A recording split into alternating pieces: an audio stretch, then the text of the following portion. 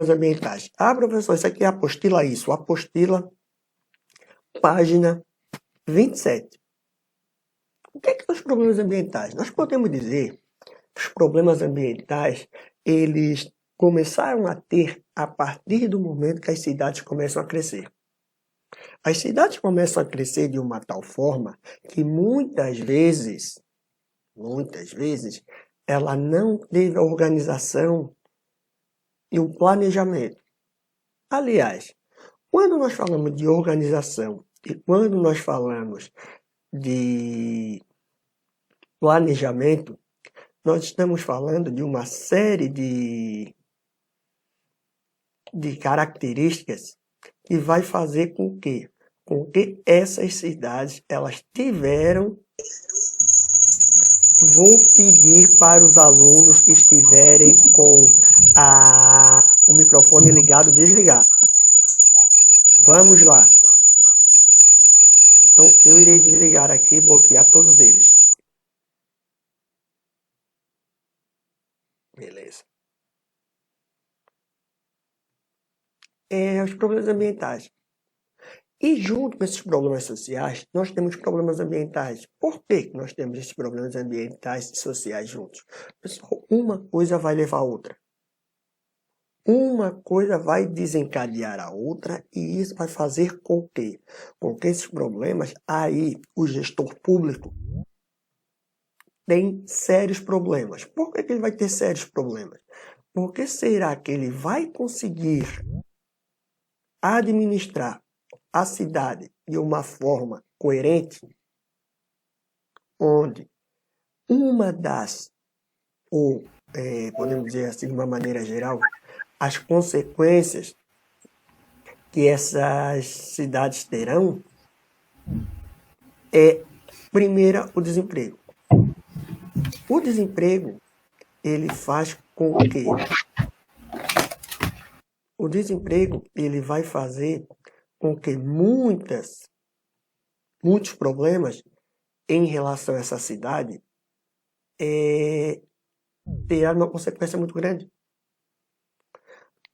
E o desemprego, ele, no momento atual, ele vai trazer um grande conflito e vai desencadear uma série de outras consequências, porque a pessoa sem renda, sem trabalho, a pessoa sem dinheiro, ela não vai conseguir usufruir da cidade ou até mesmo a qualidade de vida.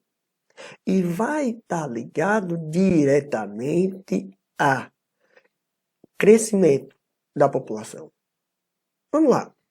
Quando nós falamos de crescimento da população, nós estamos falando do desemprego. Esse desemprego, ele vai estar associado a principalmente onde essa pessoa vai morar.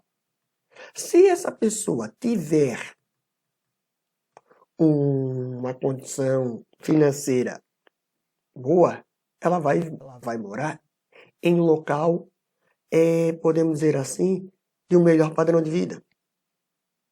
Porém, se essa pessoa não tiver uma boa renda, podemos dizer assim, ela vai morar em condições o quê? Em lugares ruins. E aí que está o problema. Quando nós falamos que o desemprego ele vai desencadear uma consequência muito grande, ele vai desencadear a favelização, ele vai desencadear a violência, ele vai desencadear falta de saneamento básico e sucessivamente. Ou seja, quando nós falamos de desemprego, essas pessoas elas ficam marginalizadas. Ah, professor, mas tem pessoa que está desempregada e não consegue, e não fica marginalizada, concordo. Tem pessoas que ficam desempregadas e não ficam marginalizadas. Mas nos centros urbanos, podemos dizer assim, dos maiores, essa parte da população que não tem emprego, ela começa a ficar marginalizada. Ela começa a morar em locais onde não temos uma boa infraestrutura. Ela começa a fazer com que a falta de emprego ela começa a estar associada a mais uma consequência.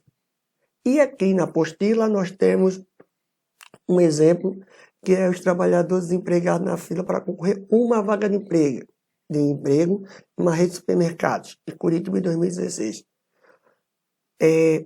Nós começamos a perceber que esses problemas eles vão desencadear uma série de outros. E essas consequências que nós temos em relação ao desemprego, ele começa a afetar até mesmo a parte psicológica da pessoa. Essa parte psicológica que a pessoa vai ter, começa a afetar, é a baixa estima, a pessoa não vai ter mais ânimo para muita coisa. Outra coisa, a pessoa não tem mais vontade de mais nada. Alguns entrando, como o Samuel falou na última aula, entrando em depressão. Por quê? Nós sabemos que quando se fala de desemprego, as pessoas vão reagir diferente. O homem vai reagir diferente da mulher. Por quê? Porque o homem ele tem nessa mentalidade da sociedade que ele que tem que ganhar mais, ele tem que manter a família. Só que a sociedade foi mudando. A sociedade, de uma forma, ela começou a modificar, fazendo com que a mulher também tivesse seu espaço na sociedade. E hoje em dia é muito comum as mulheres nas famílias tendo uma renda maior do que o homem. Isso é feio para o homem? Não.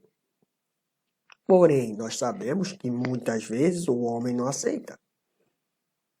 Ele se acha inferiorizado. Mas nós temos que entender que o mundo, o ciclo do ser humano, as relações estão mudando. E essa relação que começa a mudar, começa a mostrar para nós que homens e mulheres são iguais. Não tem nada de diferente. Não é feio a mulher ganhar mais do que o homem. Então, nós temos que entender de uma forma que, quando nós falamos de desemprego, cada um vai reagir de uma forma. E esse é um dos problemas sociais e ambientais que nós temos. Por quê? Um vai reagir de uma forma, outro vai reagir de outra forma. E nós estamos passando por uma fase no mundo única, que nem na Segunda Guerra Mundial, pós-Segunda Guerra Mundial, nós tivemos essas relações, onde muitas vezes nós não sabemos o que nós vamos encontrar no horizonte. O que vai acontecer pós-pandemia?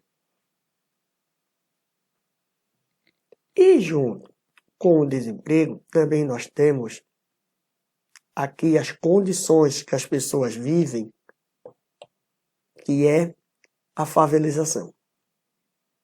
A favelização vai mostrar para nós que é a falta de moradia, o déficit habitacional nos grandes centros urbanos, mas também não é somente nos grandes centros urbanos.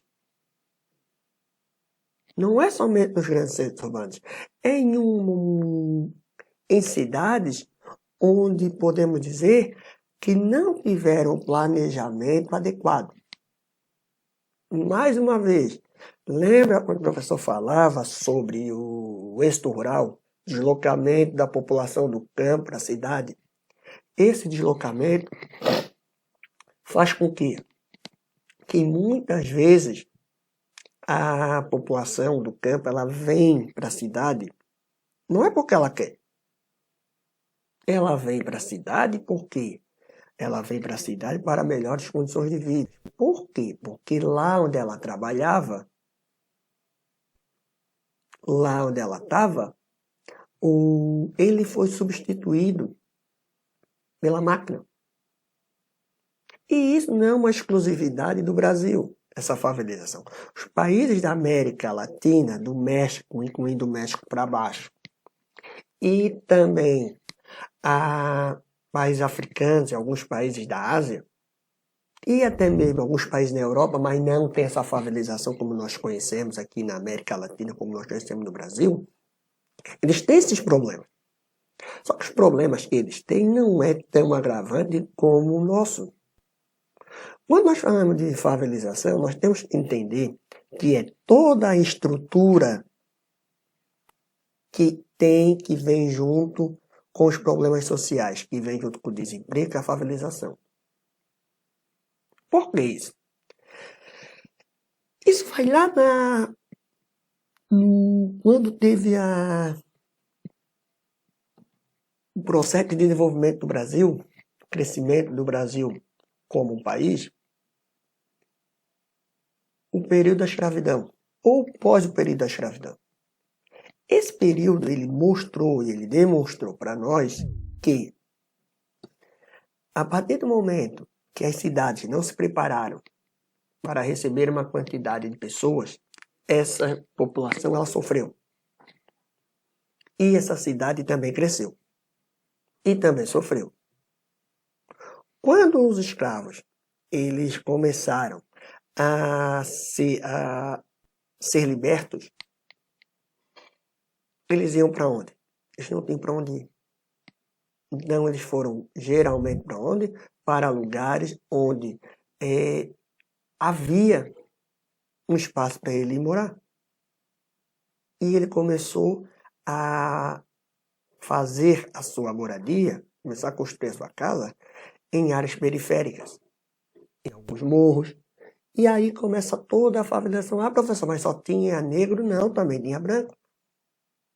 Porque nem todo mundo era dono de terra, nem todo mundo tinha posse.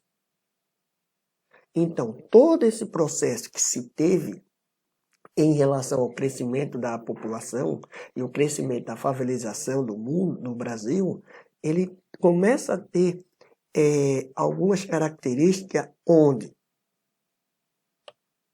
locais onde a infraestrutura é muito precária. Aí aqui nós temos um exemplo. Uma área íngreme. O que é uma área íngreme? É uma área onde há uma declividade, um morro.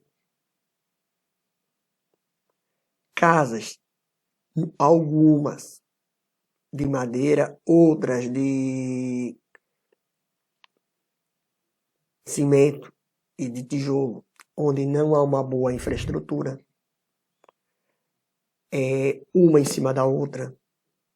Então ali nós temos uma série de problemas onde vai fazer com que essa população ela tenha um risco muito maior do que outras populações que não moram em locais assim. Vamos lá. O que isso vai ocasionar? Isso vai ocasionar um déficit habitacional. O que é um déficit habitacional? Falta de moradia para as pessoas. Nós vamos ter muitas famílias ou muitas pessoas morando em onde não terão casa. Então essas pessoas elas começam a morar em lugares onde não é adequado. Professor, mas isso tem no Brasil inteiro? Tem. Numas 3, 4 aulas atrás eu mostrei para vocês a imagem de Paraisópolis. De um lado, prédio bonitinho, onde cada sacada havia uma piscina, e do outro lado, Paraisópolis, uma das maiores favelas de São Paulo. Alguns de vocês perguntaram, professor, isso aí não é montagem? Não, não é montagem. Paraisópolis é assim. O muro separa uma das regiões mais ricas de São Paulo, que é o Morumbi, da outra numa das que é mais pobre.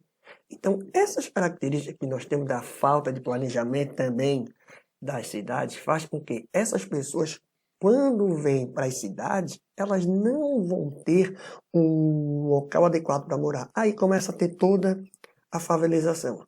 E essa favelização, ela traz junto a violência. Ah, professor, todo mundo que mora na favela é bandido. Não. Nem todo mundo que mora na favela é bandido. Há uma parcela? Há uma parcela. Majoritária ou minoritária? Acredito que a maior parte da população que mora em favela, elas são pessoas de boa índole. Só que nós temos algumas outras que não. Outro fator, muitas daquelas pessoas que moram em favela, se elas pudessem, elas sairiam dali. Porque a violência é muito grande diariamente. O preconceito das pessoas saberem onde ela mora, isso faz com que elas tenham vergonha.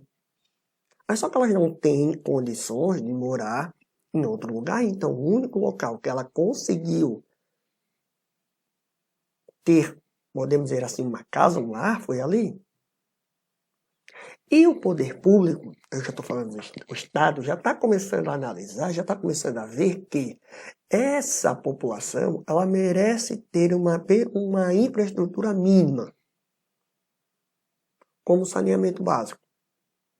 Ah, professor, é fácil o saneamento básico ali? Não, não é fácil. Mas pelo menos ali já há uma preocupação do governo de tentar ver como que está essa região, ou esse local. E na década de 80, como na década de 90, a Caixa Econômica Federal, ela lançou um slogan, que era o sonho da casa própria. Porque o sonho da casa própria sempre foi do brasileiro. O sonho de ter a sua própria casa. Só que nós sabemos que não chega para todo mundo. Para uma parcela da população vai chegar, para outra não vai chegar. E essa parte da população não vai chegar com a casa própria. Aí vai começar a ter o quê? Os conjuntos habitacionais. Esses conjuntos habitacionais que vai retirar com o planejamento dos municípios essas pessoas dessas áreas de risco e levam para outro local. Então, o governo, vamos dizer, o Estado como um todo, ele está tentando buscar alternativas para tirar essas pessoas, ou para tirar algumas pessoas de alguns lugares. Mas é fácil? Não. Muitas pessoas vão dizer o quê? Eu sempre morei aqui, então eu quero ficar aqui. Eu sempre fiquei aqui, então eu quero ficar aqui. Então é muito complicado também. Algumas é mais fácil de retirar dali, outras não. Quando eu falo retirar, não estou falando de lá tirar força. É convencer a pessoa, dizer assim, ó, aqui nesse local não é um local adequado para vocês pra ter uma boa qualidade de vida. Porque está acontecendo isso e aquilo outro. Para algumas pessoas vai ser mais fácil, para outras não vai ser tão fácil. E junto com esses problemas sociais e ambientais, nós temos os problemas ambientais. Quando nós falamos de problemas ambientais, nós estamos falando de poluição. Nós temos alguns tipos de poluições que vão demonstrar para nós que nós temos que tomar cuidado. Nós temos a poluição do ar, da água, visual, sonora. Mas nós vamos ter outras também. O que é uma poluição? Se vocês forem no dicionário, lá no Aurélio, você vê que é a contaminação e consequente degradação do meio natural causado por agentes químicos, detritos domésticos, industriais, etc. O que significa isso? Isso significa dizer o quê? Que é a contaminação e aonde que eu vou colocar esse dejeto? Aonde que eu vou colocar o que eu não vou mais utilizar? Nós sabemos que com o crescimento das cidades, veio junto a violência, veio junto o desemprego, veio junto a favelização e também veio junto uma série de outros tipos de consequências. E um desses é a poluição. Temos poluição atmosférica. O que é a poluição atmosférica? A poluição atmosférica é a poluição do ar. Principalmente das indústrias, dos caminhões, carros e motos. Esse tipo de poluição vai fazer com que o ar, principalmente nas cidades, eles têm um agravante maior. Pessoas que têm problemas respiratórios irão sofrer mais. Um exemplo é na China, Pequim. Pequim ele tem um problema sério em relação à poluição do ar. Professor, São Paulo também tem? Tem, São Paulo também tem. Quem já foi em São Paulo sabe que em alguns dias o sol não aparece por causa da poluição, do trânsito, das indústrias, e faz com que as nuvens que ficam ali, muitas vezes o quê? Não permitem ver o sol. Isso faz mal para a população? Faz mal para a população. A população sente esses problemas? Sente. E muito. Temos a poluição hídrica. Que poluição hídrica é essa? Poluição hídrica é a poluição das águas, dos rios. Nós sabemos que no Brasil nós tratamos muito bem nosso rio. Certo? Certo. Os nossos rios, principalmente os que passam pelas cidades, as maiores cidades, nós não cuidamos muito bem desse rio. Esse é um problema? Esse é um problema. Aí jogamos no rio uma série como se o rio fosse a nossa lixeira. Aí jogamos sacola, garrafa PET, pneus, sofá. Ah, professor, eu não jogo, beleza. Mas só que nós sabemos que tem pessoas que jogam.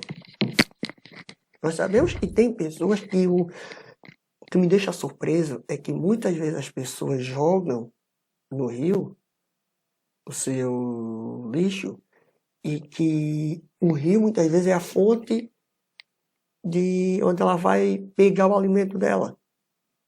Exemplo, o pescador que mora ali, o ribeirinho, ele joga o lixo no rio e depois ele vai pescar.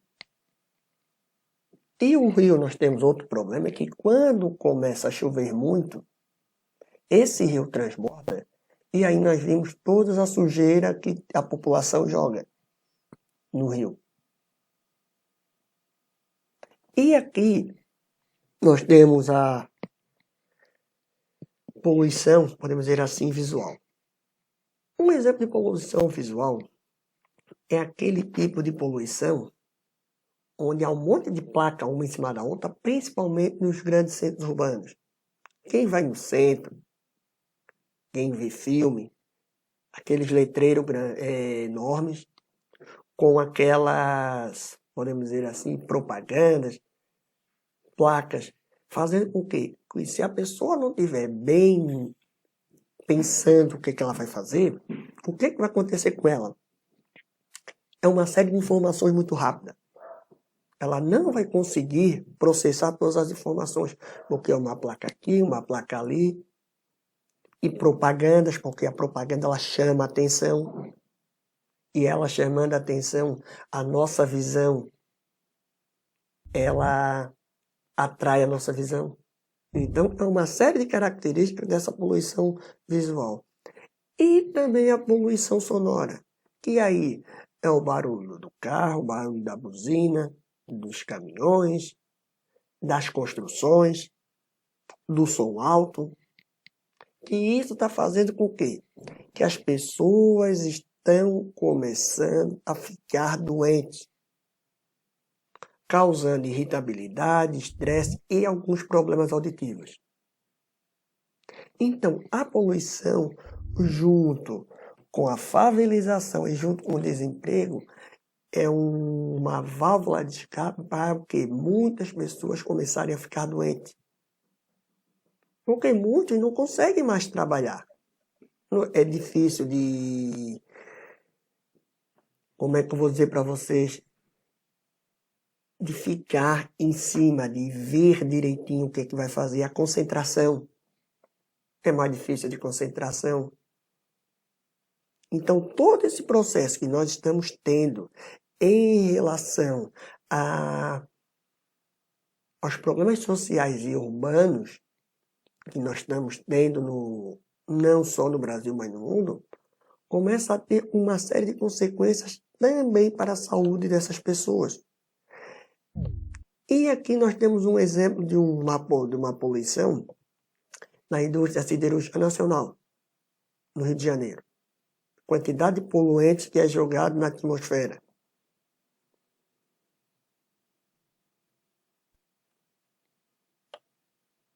E o crescimento acelerado das cidades, elas começaram a ter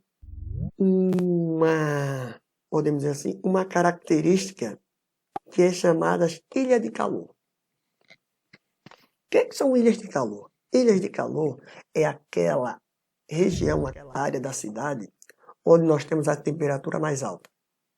Como assim a temperatura mais alta? É retirada a vegetação, onde a vegetação ela consegue controlar a temperatura e começa a se construir casas, prédios, começa a se asfaltar as ruas. Então, é comum nos grandes centros urbanos ter essa ilha de calor. Numa mesma cidade, às vezes em um bairro, a temperatura pode aumentar em até 3, 4 graus. Ah, professor, mas 3, 4 graus não é nada. Faz diferença. Imagine isso a uma quantidade muito grande de dias.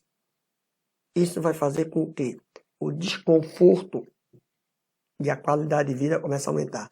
E junto com o asfalto, com as casas e com os prédios, tem as indústrias e muitas vezes tem o trânsito de caminhões, de carro, de moto, a buzina. Então, isso tudo começa a mostrar para nós que essas ilhas de calor, elas têm uma característica que vai fazer com que na cidade, em uma região, ela vai ser mais quente do que ao seu redor. É o que acontece com a cidade de São Paulo. A cidade de São Paulo é exatamente essa ilha de calor.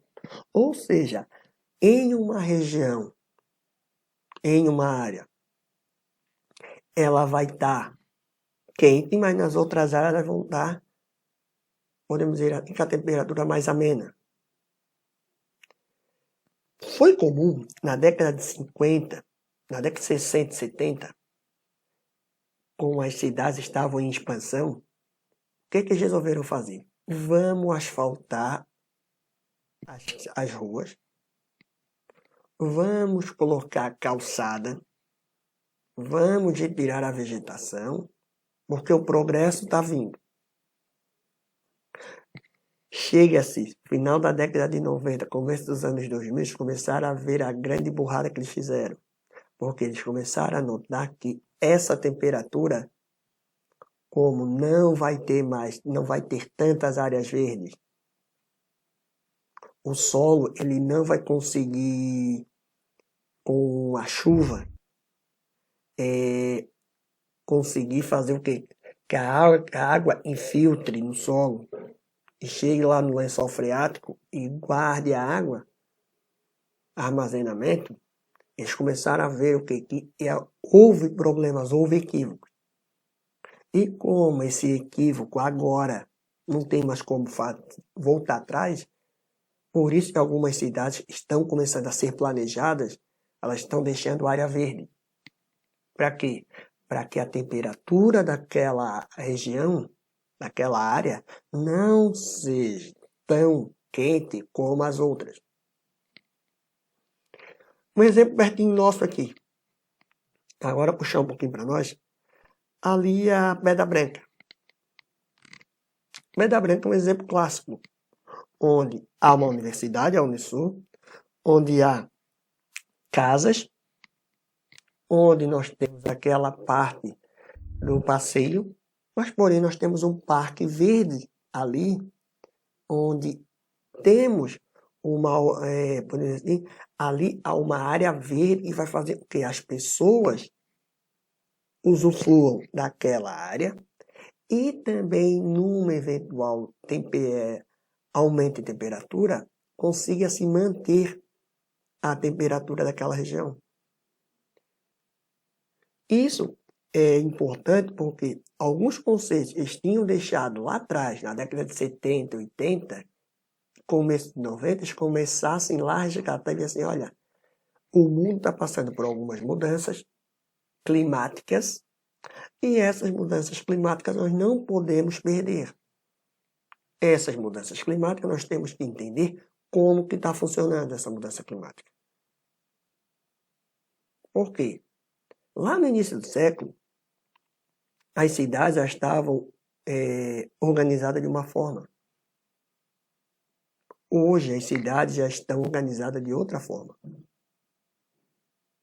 As pessoas ou os habitantes, eles começaram a ir para regiões onde antigamente era muito longe, e o aumento dessas populações dos habitantes fizeram com que essas pessoas e a cidade tivessem que se adequar. Porque para o gestor público é muito fácil, ele vai lá, o quê? Passa cimento, calçadas e vida que segue. Mas será que para o meio ambiente é bom isso? Será que para o meio ambiente isso vai fazer sentido? Será que para o meio ambiente vai ter uma boa consequência? Aí é que nós não sabemos. Aí é que nós temos que entender o que essa característica ela vai trazer para nós. Vamos ter que nos habituar com isso? Vamos. Vamos ter que nos habituar com isso, por quê? Porque a relação que nós temos com o meio e vai dizer para nós que nós iremos o desenvolver ou não.